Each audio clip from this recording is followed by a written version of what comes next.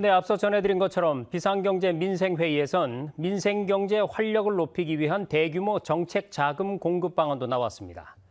정부는 다음 달부터 중소기업과 소상공인 지원에 43조 원 이상을 투입하고 부동산 프로젝트 파이낸싱 보증 자금도 추가로 지원하기로 했습니다. 계속해서 김찬규 기자입니다. 높은 금리와 물가로 중소기업과 소상공인의 경영 부담이 느는 상황. 정부는 다음 달부터 정책자금 43조 3천억 원을 공급합니다. 민생 활력을 높일 적극적인 금융 지원 방안을 펼칠 것입니다. 고물가와 고금리로 어려움을 겪는 소상공인과 중소기업에 돈이 돌게 만들겠습니다.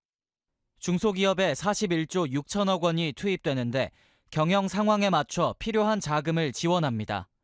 매출이 떨어져 대출 상환에 어려움을 겪는 기업에 은행권이 금리를 1년 동안 최대 2%포인트 인하합니다. 중소에서 중견기업으로 성장하는 단계별로 보증을 기업당 최대 500억 원으로 확대하고 신산업 진출 등으로 사업 확장을 노리는 중소기업에 최대 1%포인트 이상 금리를 낮추기로 했습니다. 소상공인 이자 경감을 위해 은행권에서 마련한 민생금융 방안도 차질 없이 집행한다는 계획입니다. 소상공인 이자 환급은 지금까지 1조 3,600억 원이 지급됐고 올해 납입한 이자 1,400억 원이 다음 달 지급될 예정입니다. 이 금융권에서 대출받은 소상공인 40만 명에도 한 명당 최대 150만 원씩 총 3천억 원이 환급됩니다.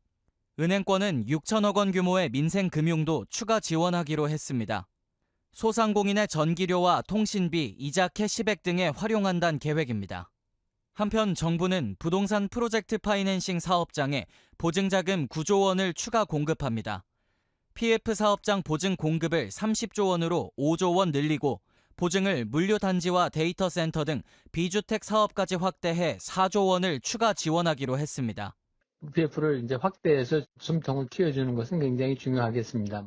얼마나 사업성이 있고 금융 위기를 헤쳐나갈 수 있는가 이런 가능성을 세밀히 판단해서 지원을 확대하는 것이 필요하다. 금융위원회는 사업성은 있지만 일시적 유동성 부족을 겪는 사업장에 대해 PF 정상화 펀드에서 신규 자금을 대출받을 수 있도록 허용하기로 했습니다. 권대영 금융위 사무처장은 사업성이 있고 살릴 수 있는 정상 사업장은 이해관계자들이 모여 살리는 것이 사회적 비용을 최소화하는 길이라고 밝혔습니다. KTV 김찬규입니다.